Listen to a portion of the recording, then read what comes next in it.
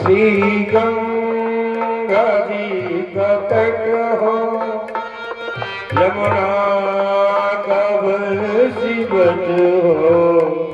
श्री गंगा जी का तट हो और यमुना का तट हो।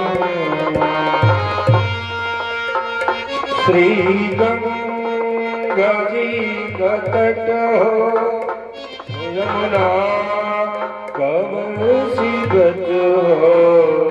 श्री गंगा जी का तट हो, श्री यमुना का तट हो। मोर सावरा निकट हो, सावरा निकट हो। मोर सावरा निकट हो।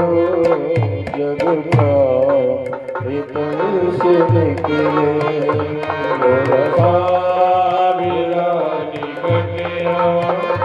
जग प्राणी तन से निकले।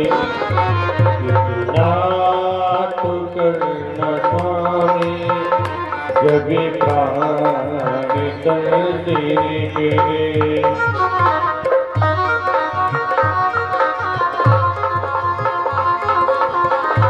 राम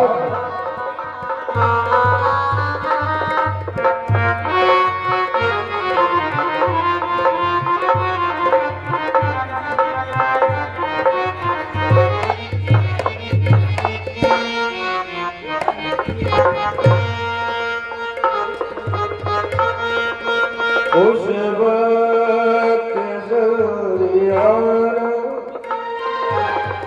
नहीं रात भूल जाना। उस वक्त जल्दी आना, हे नाथ न भूल जाना। उस वक्त जल्दी आना, नहीं रात भूल जाना। उसी वक्त जल्दी आना, महीना भी भूल जाना। राधे को साथ लाना, राधे को साथ लाना।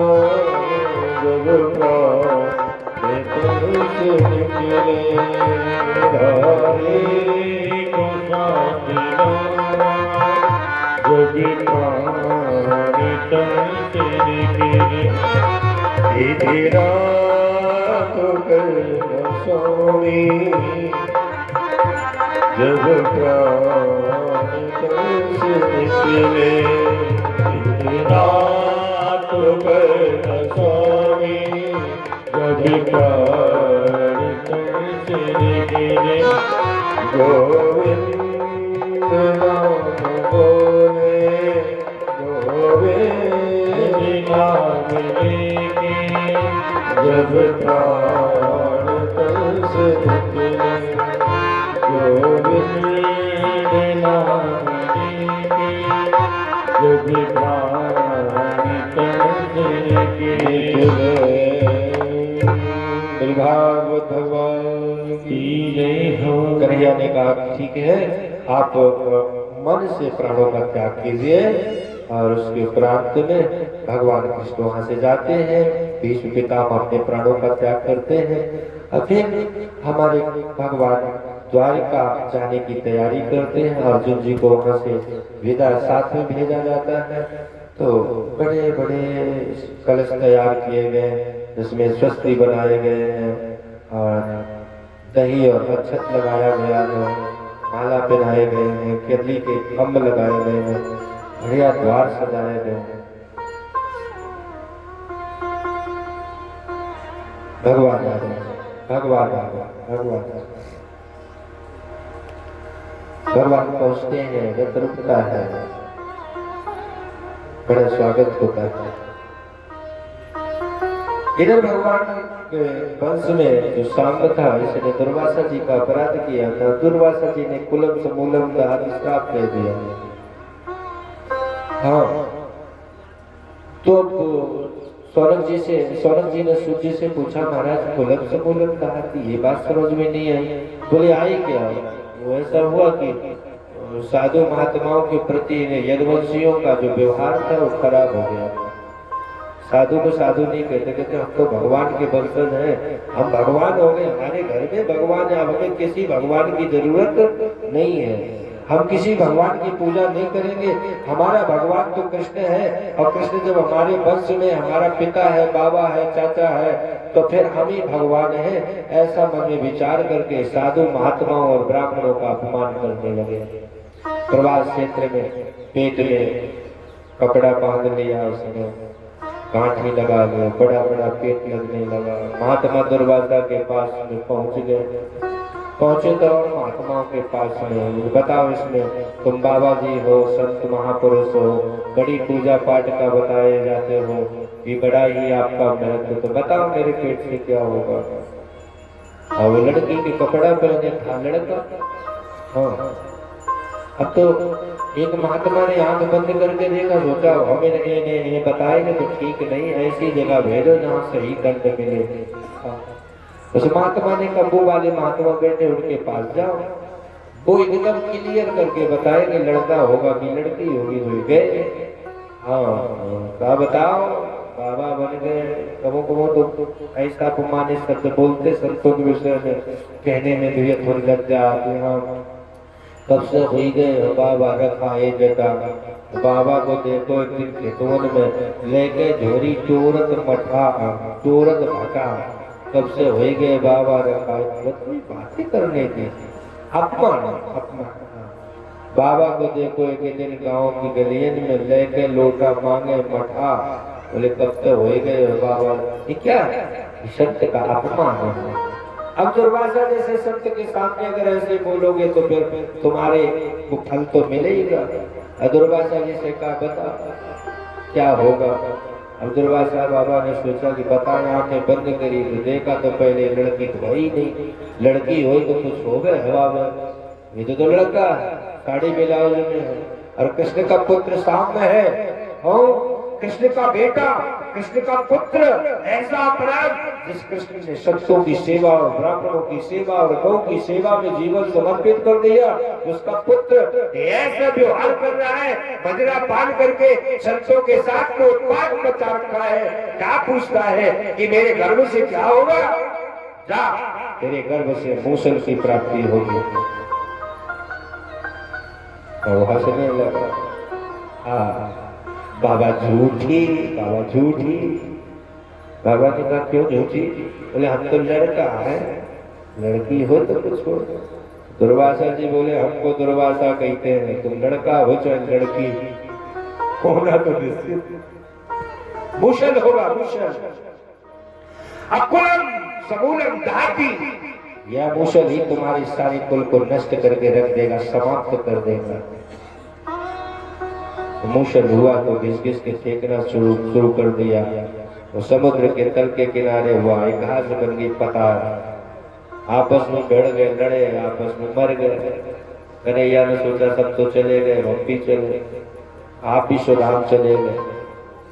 हाँ, अर्जुन को गोपियाएं दे दी थी, ले जाइए इनको सुरक्षित मथुरा तक पहुंचा देंगे। गोपिकाओं को मथुरा लाने के लिए जब अर्जुन आ रहे थे, उसी समय कोल भीलों ने लूट लिया। इतना बलवान अर्जुन, उसको भी लूट लिया। अब देखो, जब तक सत्य की सत्ता विद्यमान थी तब तक कोई गलत काम नहीं हो सकता था। अब सत्य चला गया, अब सत्य की सत्ता विद्यमान कैसे रहती? सत्य की सत्ता भी समाप्ति की ओर लौट करके आए हैं। तो हरिनाम बंधु रूपेणा वंचितो हम महाराज। एक क्षत्रिय का मान भंग हो जाए, स्वाभिमान में आग लग जाए तो फिर मरा हुआ महसूस करता। अर्जुन क्षत्रिय थे, स्वाभिमान में आग लग गई, पूरा कौरव युद्ध जीत लिया, राजकौल मेलों के सामने गांडियों निस्तेज हो गया, बड़ा कष्ट है, सर झुकाए, मान भंग। क्या क्या हुआ? युधिष्ठिर ने पूछा। बोले महाराज कुछ नहीं हुआ, यही हुआ, कृष्ण तो बैकुंठ चले गए, हमको चले गए, हमें गोपियां दी थी, वो भी उनकी हम रक्षा नहीं कर पाए। अच्छा, तो बड़ा कष्ट हुआ। परीक्षित जी का जन्म होता है, ब्राह्मणों को बुलाया जाता है, जन्म कुंडली दिखवाई जाती है, सब कुछ अच्छे अच्छे गुण बताए गए, पर लास्ट में ये कह दिया कि महाराज एक बड़ा अवगुण है। अवगुण क्या है? तक्षकादात्मनो मृत्यु द्वजपुत्रोपसर्जिता। ये अपने वंश के अनुसार परम ही योद्धा होगा, सप्त द्वारवती में ही सातों दीपों का मालिक होगा। इसके कार्यकाल में यज्ञ होंगे, गौ दान किए जाएंगे, संत ऋषि मुनियों की बड़ी सेवा होगी। लेकिन इसका जो अंत होगा एक तक्षक नाम के सर्प के डसने मात्र से होगा। सर्प पकड़ लिया। ये महाराज क्या कह रहे हैं? यहाँ इसका जो मृत्यु होगा वो तक्षक के डसने से होगा। पूरा जीवन अच्छा चला गया, लेकिन अंतिम बिगड़ गया तो बिगड़ गया, क्या करना चाहिए? बड़ा दुखी। ब्राह्मणों ने कहा महाराज बेफिक्र हो जाइए। प्रपत्तस्य उपसितुं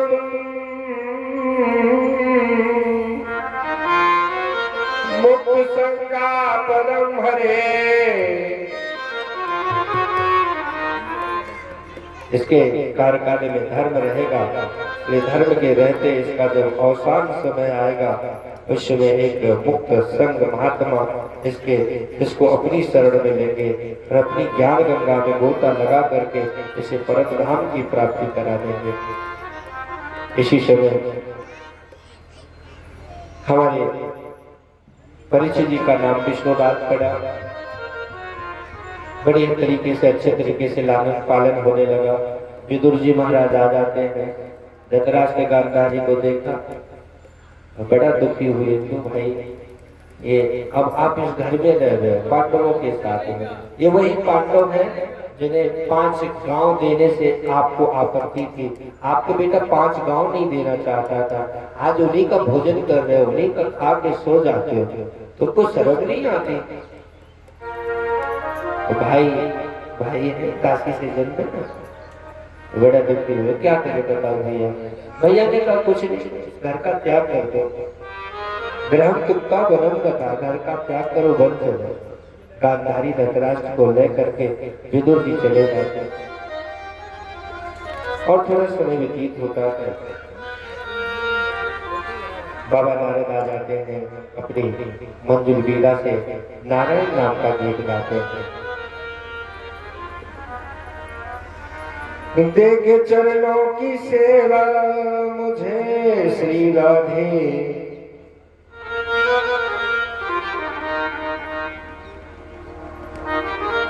देखे चरणों की सेवा मुझे श्री राधे,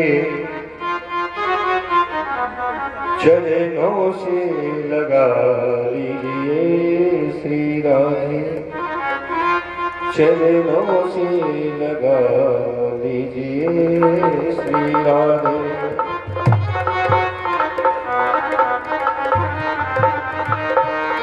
देखी चरणों की सेवा मुझे श्री राधे, देखी चरणों की सेवा मुझे श्री राधे, चरणों में लगा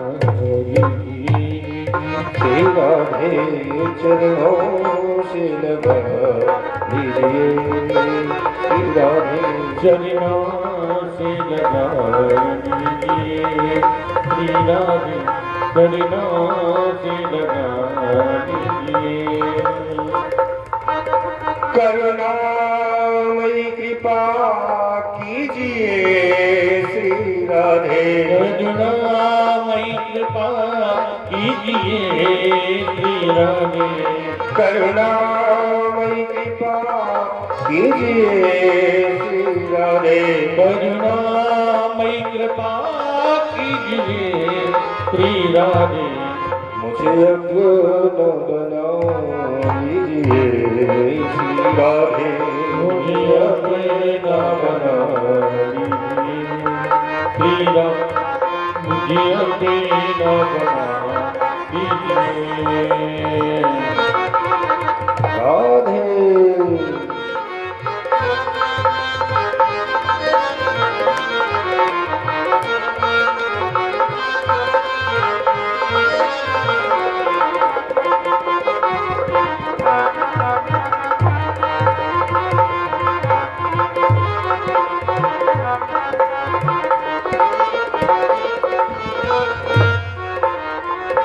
बीच मझधार में आप फंसी सी राधे।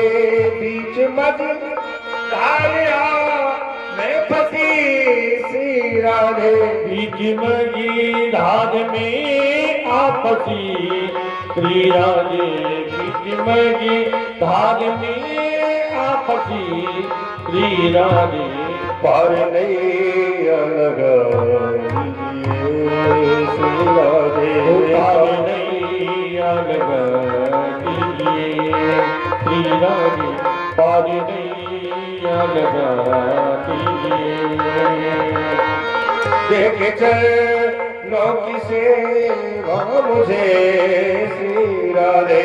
कि चरणों की सेवा मुझे श्री राधे। चरणों से लगा लीजिए श्री राधे। चरणों से लगा दीजिए श्री राधे। चरणों से लगा दीजिए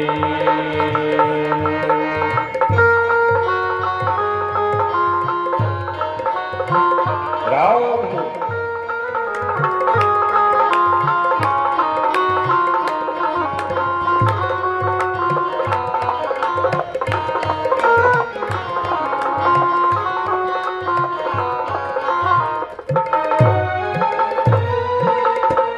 छोड़ दर तेरा कहाँ जाऊं लाडली जो। छोड़ दर तेरा कहाँ जाऊं मैं लाडली जो।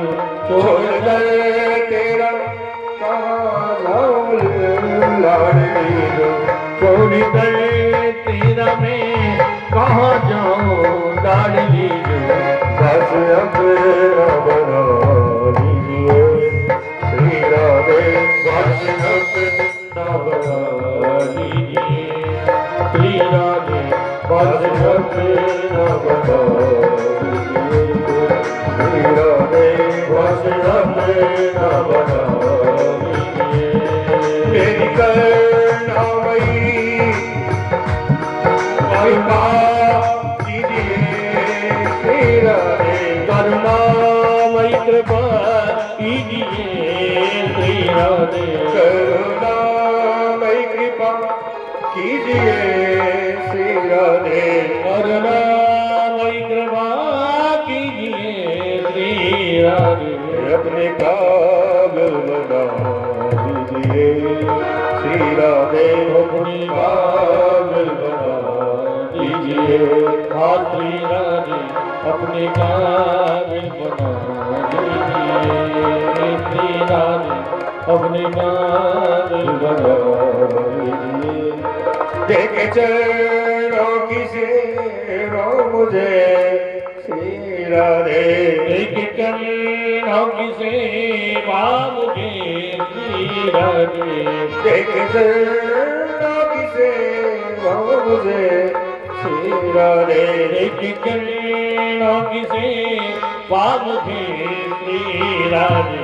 चरणों से लगा लीजिए श्री राधे।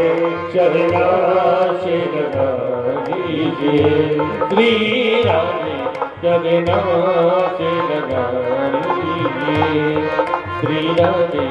चरणों से लगा लीजिए युधिष्ठिर अपना सर नीचे किए हुए बैठे थे। नारद जी ने पूछा क्या बात है युधिष्ठिर, सर क्यों झुकाए हो? बोले हमारे पिताजी माताजी हमें त्याग करके चले गए। तो बोले उन्हें तो जाना ही था, उन्हें कोई और थोड़ी ले, उनके भाई ले गए, तुम क्यों दुखी हो? और शाम की बेला है, अब अपने नाती परीक्षित को राजा बनाइए। परीक्षित को राजा बनाया गया और पांचों पांडव पत्नी द्रौपदी के समेत स्वर्गारोहण की ओर चले। स्वर्ग के रास्ते में कोई साथ नहीं जा सका, एक युधिष्ठिर के साथ में कुत्ता ही पहुंचा। धर्मराज ने प्रकट होकर के कहा आइए महाराज आपका स्वागत है, आप धर्मात्मा युधिष्ठिर हैं, आप धर्मराज के अवतार हैं, आइए इस धर्म की सभा में आपका स्वागत है। युधिष्ठिर अंदर जाने लगे तो कुत्ता साथ में था, तो कुत्ता भी आगे चलने लगा। तो हाथ जोड़ करके युधिष्ठिर से धर्मराज ने कहा महाराज ये कुत्ता नहीं जा सकता। क्यों? कुत्ता इसलिए नहीं साथ में जा सकता, ये कुत्ता है इसलिए नहीं जा सकता। तो बोले महाराज युधिष्ठिर का धर्म नहीं कहता कि अब युधिष्ठिर इस धर्म सभा में प्रवेश करे। क्यों महाराज, आप तो धर्मात्मा है, कुत्ते ने कौन सा आचरण ऐसा किया है जो ये धर्म लोक में प्रवेश कर जाए? युधिष्ठिर ने कहा युधिष्ठिर का धर्म कहता हम 5 भाई एक पत्नी चली थी। युधिष्ठिर ने कहा कि मेरा भाई भीम रह गया बीच रास्ते में, स्वर्ग नहीं आ सका, मेरा भाई नकुल रह गया, मेरा भाई सहदेव, मेरा भाई अर्जुन रह गया, कोई भी मेरे साथ, मेरी पत्नी प्रिया रह गई, वो भी स्वर्ग तक यात्रा नहीं कर पाई। ये कुत्ता मेरे साथ चला था, अभी तक मेरे साथ है, इसने मेरा साथ नहीं छोड़ा। अंत में जो तुम्हारा साथ ना दे वही है, अंत में तुम्हारा साथ जो ना छोड़े वही तो धर्म होता है। मेरा धर्म अब नहीं कहता जिसने हमारा अंत तक साथ नहीं छोड़ा अब उसकी बिना इच्छा के हम अंदर प्रवेश कर जाए, इसलिए आपका यह स्वर्ग आपको स्वीकार है, अब इस सभा में नहीं जाए। कुत्ता के रूप में धर्मराज थे, तक्षण प्रकट हो गए, धन्य है धर्मराज, आप वास्तव में धर्मराज है, आपने तो वास्तव में धर्मराज की नीति को अपना दिया, इसे कहते धर्मराज। कुत्ते के लिए अपना स्वर्ग का त्याग कर दे, ऐसा धर्मराज संसार में कोई नहीं देखा गया। महाराज आप बड़े महान पुरुष हैं, आपकी जय जयकार हो। बार बार धर्मराज ने जयकारा की और अंदर प्रवेश किया। अब कहते हैं इस प्रकार से सूत जी ने कहा स्वर्गान्वेषियों, एक दिन राजा परीक्षित भ्रमण करते हुए 7 द्वीपों के महाराज हो गए, राजसत्ता को संभाले। मन में आया आज हमको भ्रमण करना चाहिए, भ्रमण करने के लिए अपने रथ पर सिंह की पताका लगाई। परीक्षित जी के सिंह की पताका, परीक्षित जी की पताका में जो चिन्ह है वो सिंह का है, सिंह की पताका। भ्रमण कर रहे थे तो रास्ते में एक गाय एक बछड़ा पड़ा, आपस में बातें कर रहे थे। वो बछड़ा कह रहा था क्या बताए, इतनी चोट मैया तुमको लगी है, तुम हमारी चोट को देख रही हो। गाय कह रही थी मेरे बेटा है, तो माँ बेटे के कष्ट को देखती है, माँ को चाहे जितना कष्ट हो पर पुत्र के कष्ट के आगे माता को कष्ट अपना दिखाई नहीं पड़ता। असली में माँ वही होती है जो पुत्र के कष्ट के लिए अपना जीवन प्रदान कर देती है, पुत्र के कष्ट के लिए अपना रोना। माँ ने कहा बेटा चोट तुझे ज्यादा लगी है, गाय ने कहा कि तुम्हें चोट ज्यादा लगी है। बछड़े ने कहा नहीं मुझे चोट ज्यादा नहीं लगी, चोट आपको ज्यादा लगी। किसको लगी है? आपको चोट ज्यादा लगी। बछड़ा कहता आपको लगी, गाय अब माँ है ना तो माँ को तो बेटे का छोटा सा भी कटा हुआ घाव बहुत दिखता है, चैन नहीं आती। बछड़े ने कहा क्या करे भैया, हमारी आपकी दुर्दशा होने ही थी। जब से भगवान सुदाम चले गए तब से हमारी आपकी कोई रक्षा करने वाला नहीं है। अच्छा अच्छा अच्छा, ये सब बात सुन रहे थे। इति धर्म महीम चेरो शांति त्वामहर्धा। बैल दोनों हाथ ऊपर उठाए, गाय मां से बार बार कह रहा था अब तो केसो चले गए, अब कोई रक्षा करने वाला कौन है आज मेरी लाज बचाने आए, कौन है आज मेरी लाज बचाने आए,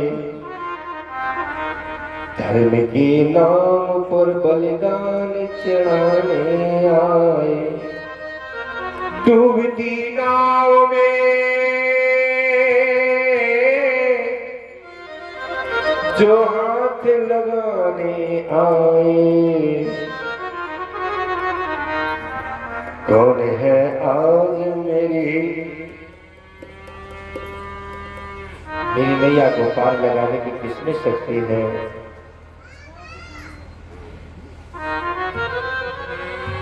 परीक्षित जी ने सावधान किया, बताओ तुम कौन हो, आप कौन हो। उसने कहा बताओ क्या बता दें हम कौन है, कौन है। अच्छा ये ना बताओ तुम कौन हो, तो ये बताओ ये तुम्हारी दुर्दशा किसने की है। तो उसने हाथ जोड़ करके कहा महाराज हम किसको अपनी दुर्दशा का अधिकारी माने। कोई तो कहता है तुम्हारे कर्म में ऐसा लिखा था, कोई कहता तुम्हारे कर्मों में लिखा था तो इसलिए दुर्दशा हुई। और पंडित जी के पास गए, ज्योतिषाचार्य जी के पास, उन्हें हाथ देखा, कहा तुम्हारे ग्रह खराब है, तुम्हारा राहु टकरा गया, सूर्य से ग्रहण पड़ गया, इसलिए तुम्हारी दुर्दशा हो गई। किसी और ज्ञानी के पास में गए तो बताया तुम्हारे भाग्य में ही प्रारब्ध में ऐसा लिखा था। तो अपनी दुर्दशा का हम किसको अधिकारी माने। परीक्षित ने हाथ जोड़ लिए, महाराज हमने मान लिया ये धर्म है जो किसी की बुराई, आप साक्षात धर्म हैं। परीक्षित जी ने कहा अगर हम धर्म है तो ये कोई साधारण नहीं, ये गाय नहीं है महाराज, ये गाय नहीं है महाराज, सचमुच पृथ्वी कहलाती है, सचमुच पृथ्वी कहलाती है। बड़े पाप को देख यही, ये बड़े पाप को देख यही, अब धरा धरा तल जाती है। अब बड़े पाप को देख यही, ये रसा रसा तल जाती है। गाय नहीं है महाराज, गाय नहीं है महाराज। किसने दुर्दशा की, दुर्दशा के विषय में किसी को नहीं बताया तो सामने काला कलूटा था तो धनुष में बाण चढ़ा लिया। नाते गुड़ा की शिशु धरा बद्वांगनेरो भयमस्ति किंचित न वर्तितव्यम भवता कथंचन क्षेत्रे मदे तव धर्म बंधु। धर्म का आनंद करने वाले दुरात्मा कौन हो, मैं कोई साधारण पुरुष नहीं हूँ, मैं भगवान श्री कृष्ण का परम भक्त, उनका भांजा परीक्षित हूँ। सत्य हो जाओ, धनुष पे बाण चढ़ाया, दौड़ा दौड़ा पाँव पकड़ लिए, अच्छा करो। कौन है? वे महाराज मेरा नाम कलियुग है, आप हमें मार देंगे तो आए शरण, आप क्षत्रिय हैं, शरण में आए हुए प्राणी की रक्षा करते हैं, मार करके आप दोष को ग्रहण करेंगे। अच्छा तो ये बताओ हम तुम्हें रखे क्यों, कोई गुण है? तब उन्होंने बताया महाराज एक गुण है, सारे अवगुण है। सतयुग में जो तप के प्रभाव से मिलता था, त्रेता में जो जप के यज्ञ के प्रभाव से मिलता था, द्वापर में जो जप के प्रभाव से मिलता है, और कलयुग में साधारण मिल जाता है, यूं ही मिल जाता है। कलयुग केवल नामो आधार, कलयुग केवल नामो आधार, सुमेरी नर उतरहि पर, सुमेरी नर उतरहि पर, सुमेरे उतरहि पर। कलियुग केवल नाम आधारा, कलियुग केवल नाम आधारा। मेरे सुमेरे उतरहि पर, सुमेरे उतरहि पर। ये विशेषता और कोई विशेषता नहीं है महाराज। तो 4 जगह वेदी रहने के लिए गौतम पानम स्त्रिया सोना ये तो धर्म चतुर्वेदा पंचमा, 5वां एक स्थान दे दिया, रस दे दिया। तो उसने कहा महाराज एक कोई और जगह अच्छी दे दो। अब भाई घर में अगर आपके कमरा है, हॉल है, बेडरूम है, किचन है, कुछ और भी दे दो। तो उन्होंने कहा कि जाओ, मैं तुम्हें जहां जुआ होता वहां रहो, पानम जहां पी जाए वहां रहो, सैया जहां वैश्या बैठी वहां रहो। यत्र धर्म चतुर्वेदा चौथा स्थान लिया सोना, जहां पे स्वर्ण का वास हो। एक श्रीमान जी ने कहा महाराज सभी सोना खराब, बोले ना, जिस सोने को खरीद करके सोने की दुकान से और भगवान गंगा जल से स्नान करा के भगवान को चढ़ा दो और फिर धारण कर लो तो वो सोना दूषित नहीं है। और उसके बाद में सारे सोना दूषित है। 30 वर्ष के करीब व्यतीत हो चुके थे, द्वापर समाप्त हुए। 30 वर्ष का कलयुग इतना बड़ा हो गया था कि उसने अपने मन में विचारधारा गंदी कर ली, दूषित विचारधारा बना करके राजा को पराजित करने का नियम बनाया। राजा तो घर चला गया, लेकिन आज फिर राजा ने तैयारी करके सीमाओं को देखने के लिए चला। तो रास्ते में जब भ्रमण करके आ रहा था उस समय स्वर्ण मुकुट बांधे हुए था। स्वर्ण मुकुट जो था ये जरासंध के यहाँ से लाया हुआ था। जरासंध जब पराजित हुआ तो यह जरासंध के यहाँ से मुकुट लाया गया, क्योंकि राज मुकुट जो थे वो जो जीतता था वो ले लेता था, अधिकारी किसी को भी बना दे। तो ये बहुत मजबूत व्यवस्था में रखा था। एक कमरा था, कमरे के अंदर कमरा था, कमरे के अंदर कमरा, 3 कमरा थे। और कमरे में लिखा था कि कृपया इस दरवाजे को कोई राजा न खोले। अब देखो कलयुग आया, घर में प्रवेश कर गया, साथ साथ चला आया। तो अब इनके मन में आया खोलो का है ना, खोलो खोलो, खुलवा दिया। और कमरे के अंदर कमरा था, उसमें भी लिखा था हे भाभी राजा अब उद्दंडता मत करना, मत खोलना। अच्छा, इस कमरे के अंदर कमरा, इसमें क्या है, कुछ नहीं निकला, इसमें भी कुछ नहीं होगा। उसने फिर और खुलवा दिया। आगे लिखा था भाभी राजन बस सावधान होने की आवश्यकता है, इस कमरे का ताला नहीं खुलना चाहिए। राजा ने कहा तो में तो कुछ नहीं मिला, इसको भी खोलो, तीसरा भी खोलो। अब उसने बक्सा रखा, बक्सा में लिखा हे राजन तुमने अपने पूर्वजों की आज्ञा का अनुपालन नहीं किया, इसलिए कृतज्ञ हो रहे हो, पापी हो रहे हो, समझने की जरूरत। अब ये बक्से का ताला नहीं खोलना चाहिए। हमने कहा खोलो, तो बक्से के अंदर बक्सा रखा, हाँ, उसमें लिखा बस राजन अब हमने जान लिया कि तुम्हारे बुरे दिन आ गए, मत खोलो। राजा ने वो भी खुलवा दिया। और उस बक्से के अंदर एक बक्सा रखा, तो उसमें लिखा जब नाश मनुष्य पर छाता है तो पहले विवेक मर जाता है। जान गए कि तुम्हारा अंतिम समय है। ताला खोला तो उसमें सोने का रत्न जड़ित मुकुट रखा था। राजा ने कहा कितने मूर्ख थे, कमरे के अंदर कमरा, कमरे के अंदर कमरा, बक्से के अंदर बक्सा, फिर बक्से के अंदर ये इतना मूल्य मुकुट लाभ धारण करे। और राजा ने आज वह मुकुट को अपने सर पे धारण किया। कलियुग को अवसर मिल गया। बोले महाराज पाप के द्वारा लाया हुआ ये धन का मुकुट है, इसलिए मैं सवार होता हूँ।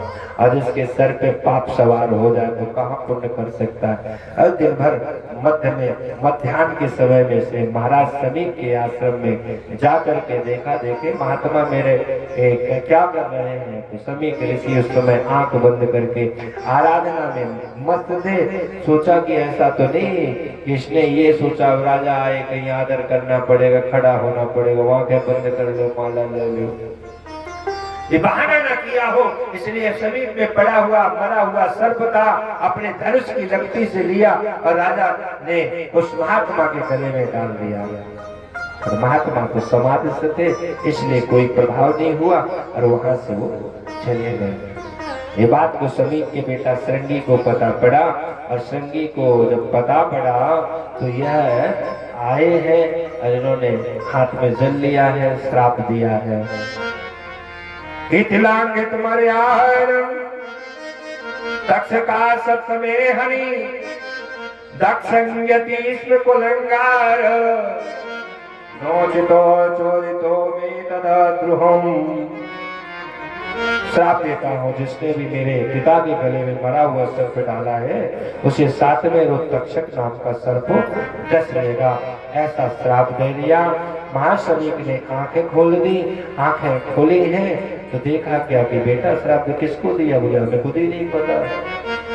आंखें बंद करके देखा तो सभी थकालक थे, तो देखा कोई और नहीं, अपराधी मेरे देश का राजा है, और राजा ने भी अपराध नहीं किया, उसके सर पे कलयुग का वास है, इसलिए जाओ बेटा सावधान करो।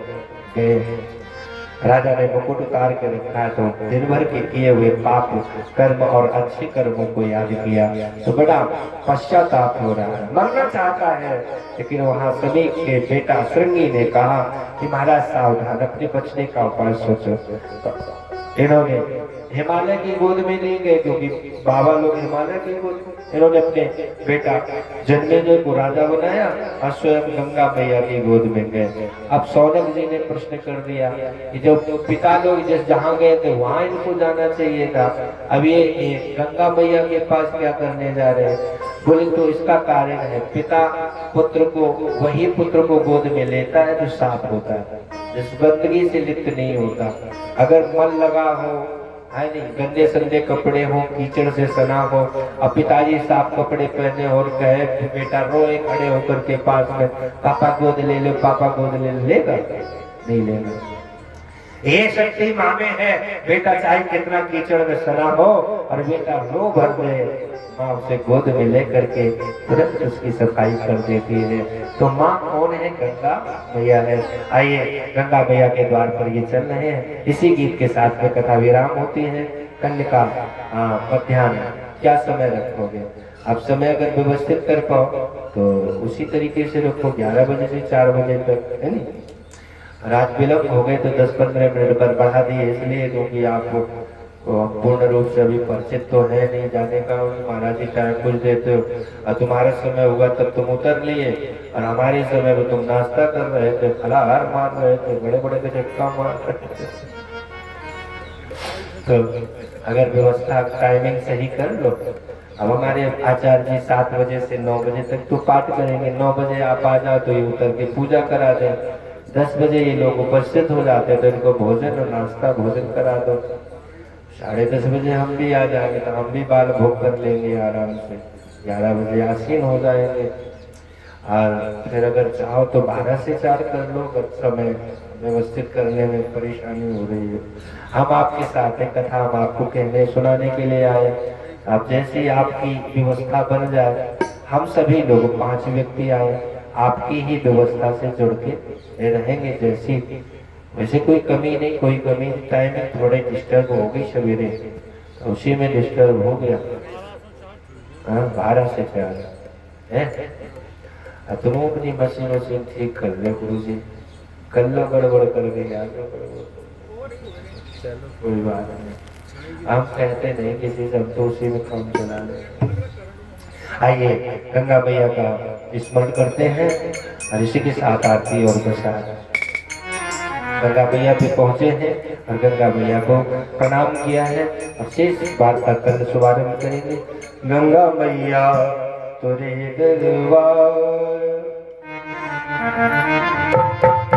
गंगा मैया तेरे दरबार, निर्मल धारा बहे, गंगा मैया तेरे दरबार, धारा बही निर्मली धारा बही और धारा बहे मगी धारा बहे धारा बही मगी धारा बही और धारा बहे मगी धारा बहे धारा बही मगी धारा बही गंगा मैया गंगा मैया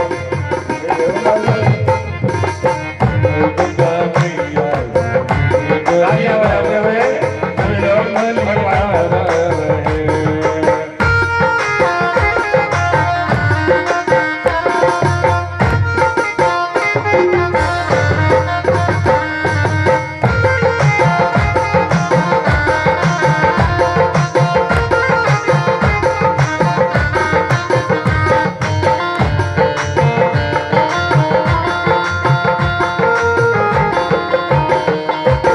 जय हो गंगा मैया की जय हो